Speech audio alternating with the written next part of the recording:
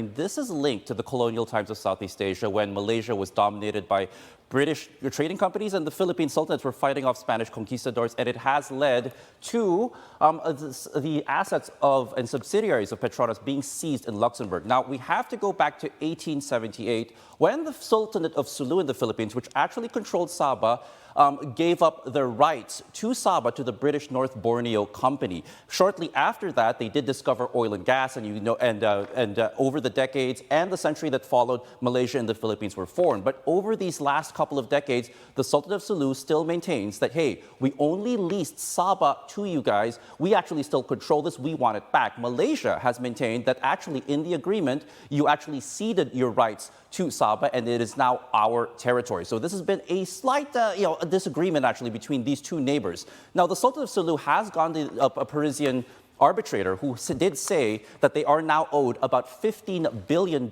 in compensation from Malaysia, and this enabled bailiffs in Luxembourg to go in and seize these two Luxembourgian subsidiaries of Petronas in Azerbaijan and the Southern Caucasus. I bring this up because they actually had control of certain gas oil fields in Azerbaijan, and I emphasize had because Petronas last night did confirm actually that yes, these subsidiaries were seized, but wait, there's more. They did say they want to clarify that these subsidiaries have previously divested its entire assets in the Republic of Azerbaijan, and the proceeds from the exercise have now been duly repatriated. So now the big question is, well, is there anything left actually for the Sultan of Sulu and their descendants to actually claim if the proceeds were actually divested? And what will this actually do for geopolitical relationships and some of these issues that were brought up after about 140 years? We'll see how this impacts Petronas' stocks and their subsidiaries when Malaysia opens, if it's really going to make a ripple or if it's just going to be a nothing burger later on.